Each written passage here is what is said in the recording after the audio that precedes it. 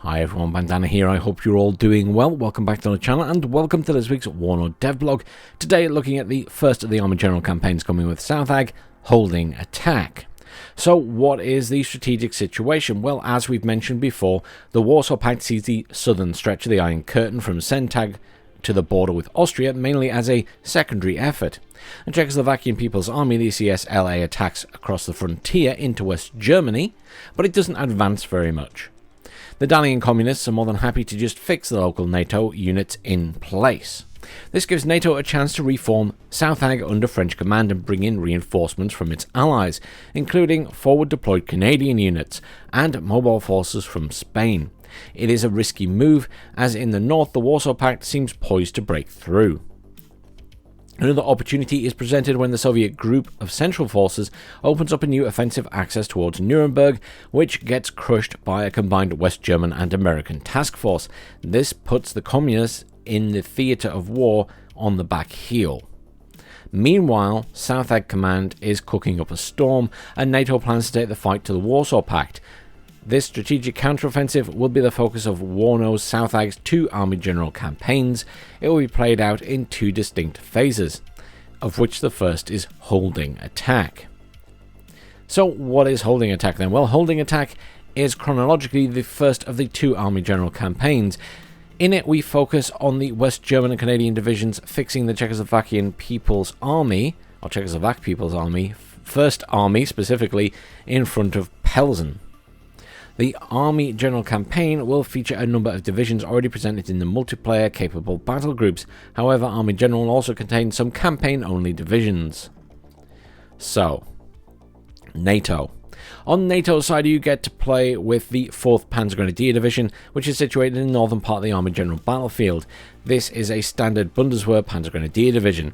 You also get access to the 1st Luftlandedivision Division, as we previewed in a previous devblog, and that holds the centre.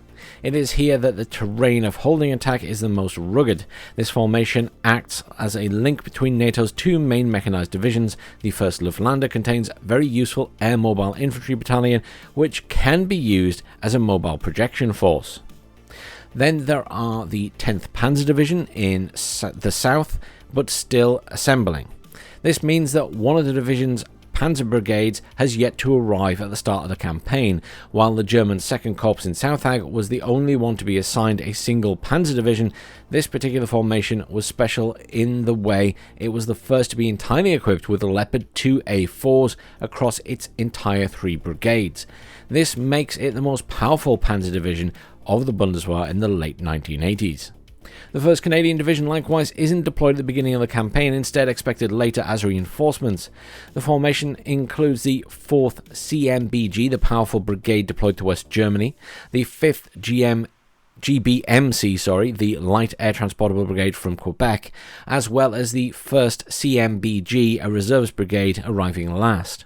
The Canadian CF 188 squadrons are available as air support from the start, however. Okay. And then, for the Warsaw Pact, the Communists from north to south following divisions will be available.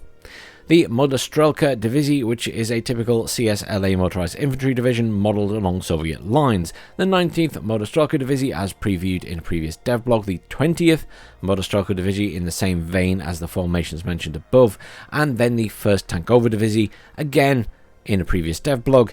This isn't deployed at the start and only arriving later as reinforcements from the east. The 3 Motostrelka divisions follow roughly the same structure, with the 2nd Motostrelka Divizie and the 20th Motostrelka Divizie featuring 1 BMP-1 and 2 OT-64 equipped infantry regiments, while the 19th Motostrelka Division has 1 BMP-1 and 1 BMP-2 and 1 OT-64 regiment, one of each then. All of these motorized infantry divisions field the T-55A as their main battle tank in their infantry regiment, while the improvised T-55AM1 forms the backbone of the tank regiments in these divisions. The 1st Tankova Divizie is equipped with T-72s and BMP-2s. I don't know why I thought that was going to say impoverished there in my head. I think just because it's T-55s, and that's what I thought of that.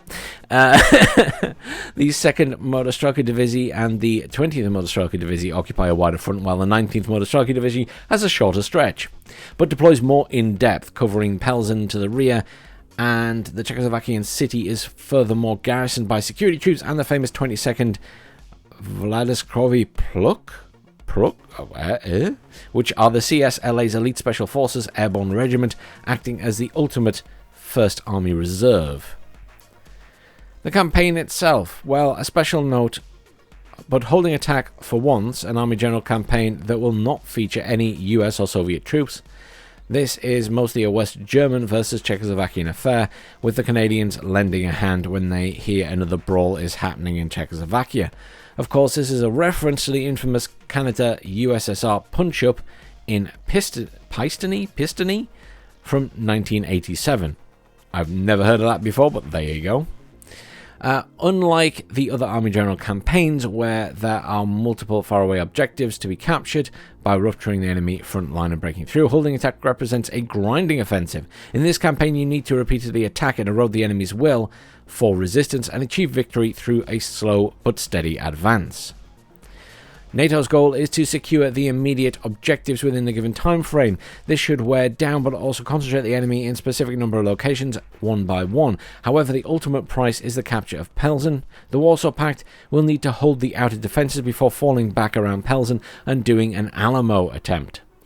Their hope is that reinforcing with the 1st Tankover Divisie would prove ultimately more reliable than Colonel Fanin in the aforementioned siege. And then it's just a repeat of what is happening in Southag, and then until next week. So another short-ish devblog. I will leave the video playing in the background. Thank you very much for joining me. I hope you all have a great weekend, and I'll see you all soon.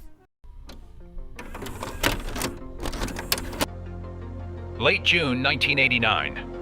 War rages along the Iron Curtain between East and West. In the south, a cautious Czechoslovak People's Army contents itself with sporadic attacks to fix NATO in place. Further north, ferocious combat grips NATO's Northag and Centag. The Communists are poised to break through, and faced with a deteriorating situation, Saker, NATO's European command, takes a risky decision. Instead of reinforcing a heavily contested northern front, NATO will strike at the Warsaw Pact's soft underbelly, intent on regaining the initiative from the Communists. NATO's opportunity presents itself on June 25th. A flanking attack by the Soviet Central Group of Forces is crushed by a combined West German and American battle group near Nuremberg. The Warsaw Pact is momentarily left in disarray. The victory gives a reformed Southag a taste for more.